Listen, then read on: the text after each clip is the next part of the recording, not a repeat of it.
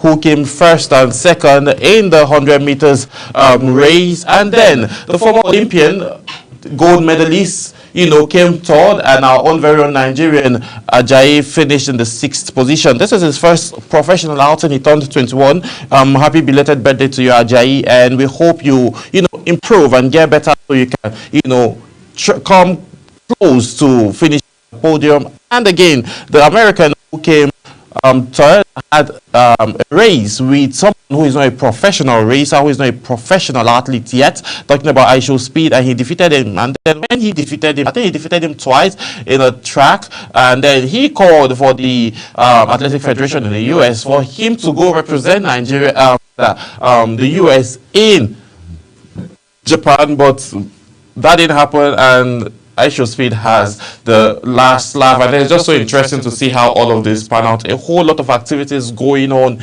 in Tokyo now, and the world is watching, and records are being broken, and people are putting their names in the books of history, and that is what sport is about generally. So excitingly, and moving on, World Cup qualifiers, like I rightly mentioned earlier, South Africa was absent from the FIFA sanction list, which came as a shock to Benin Republic and Nigeria and other African countries. But let me bring you up to speed with the report that says FIFA has published its latest list of disciplinary sanctions from the 2026 World Cup qualifiers.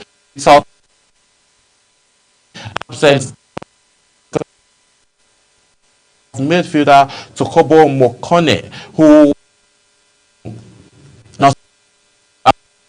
measures against several national teams, both those not include any sanction against the South African Football Association. The absence is given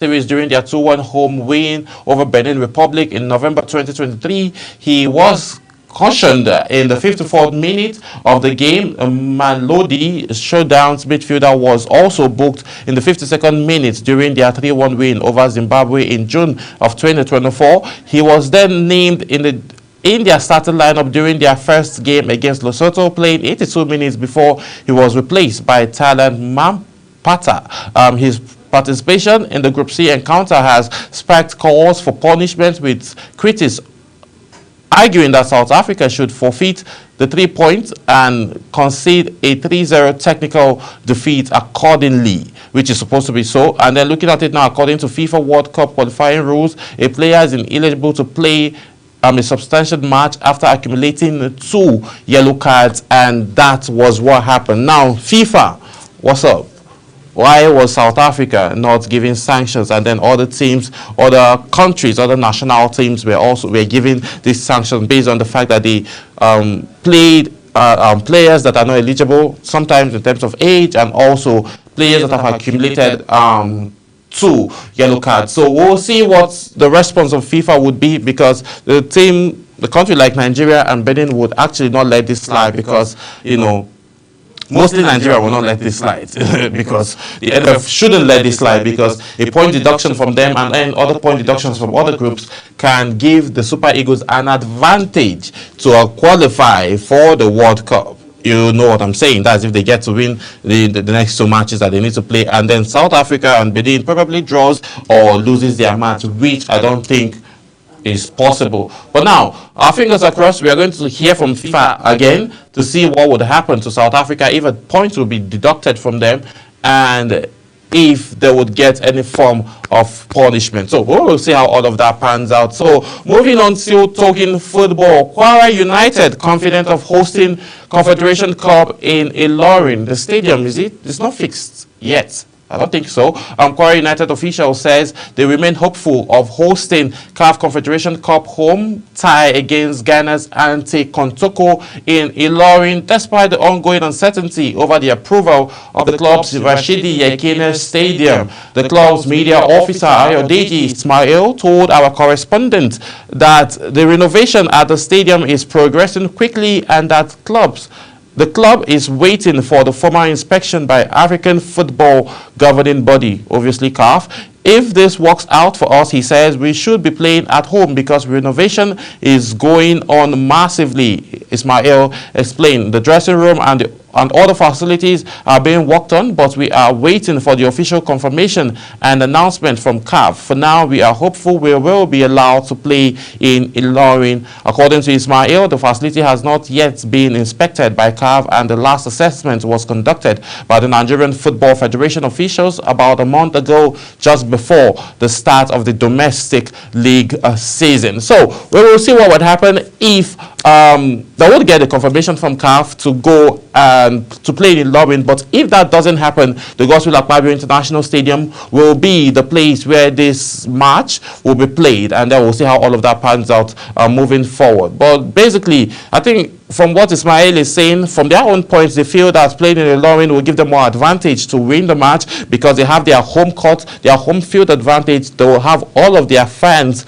come to Ilorin, to the stadium, stadium to watch, instead of flying or traveling all the way to Akwa Ibom State to go and watch. That means they feel they wouldn't have the support of all of their home fans in the Godswill Akpabio International Stadium in Uyo if they get to play there. But now it depends on them the next couple of days, and okay, by next week now they will be playing their home game, which is either in the Godswill Akpabio Stadium or in Ilorin. So we will see how all of this pans out. CAF will need to take a very good out of the pitch. NFF will also do their assessments, but now it boils down to the fact of how well is this renovation being done. So we'll see what would happen, and we'll definitely bring you all of the big stories around those concerns. And still talking CAF, as you know, we've had conversations around the fact that privatization is actually what is going to push Nigerian sports further. You know, sports brings football, whatever sporting activity it is. You just saw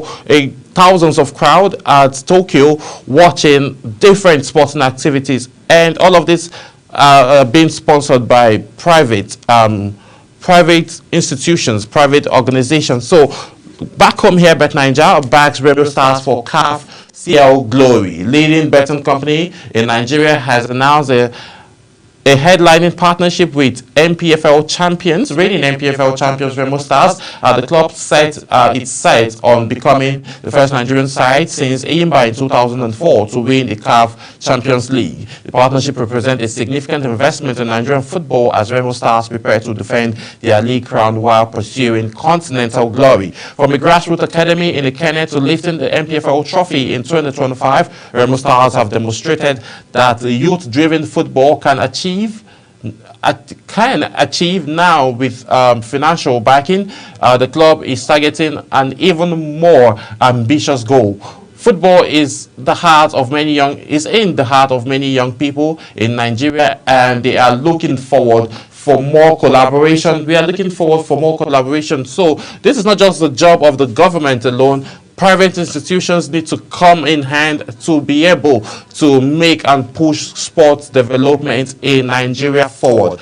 Sports development is actually the government have the institution, they've created all of the institutions, but now it's left for the private organizations to come now and foster together and push all of this narrative, push all of these themes to the limelight. So as it's a business, there's a whole lot of business, there's a whole lot of money going on that is being invested in sport, and a whole lot of return on investment also comes. For those that sell products in football matches, at the stadiums, whenever, let's say the Super Eagles are playing, or even the Under-17 or the Super Falcons are playing, they know how much money they make. So when people get to invest more in sports, and then it attracts more social activities, and then it also boosts investment and also boosts the GDP of the economy. So private partnership is very, very key for for sports development in Nigeria, and then all of these individuals should just, do what they can and support the government in making sports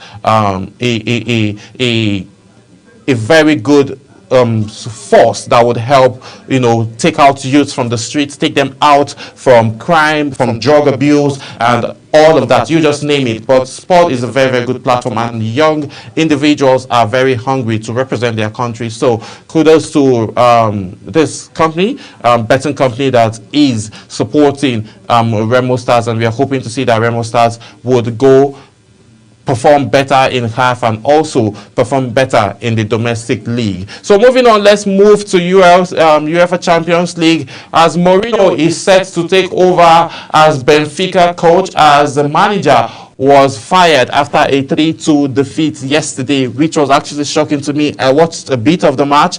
When I saw Benfica were leading 2-0, I was like, oh, the job is done. I went home, and then I woke up later again to check my phone, and then I saw that Benfica lost 3-2. What then happened? You know, this time around, people don't take chances. The same way Mourinho was sacked after losing the match, you know, that was the same thing that happened yesterday. So let me bring you up to speed. The former Chelsea boss, Jose Mourinho, is set to return to Champions League, as talks are in advanced stages for him to join Benfica. Benfica sacked their manager, Bruno Lage, on Tuesday night following their Champions League defeat to Quarterback. The Portuguese team took an early lead of 2-0 lead in the game, but allowed their visitors to fight back, and they won the game, and then the trajectory just went down that way, and then people were not excited. Yesterday we saw Real Madrid also being the Galacticos that they are, winning Marseille 2-1. We saw Arsenal going away from home and clinching 3 points, winning 2-0. And then something very interesting, we saw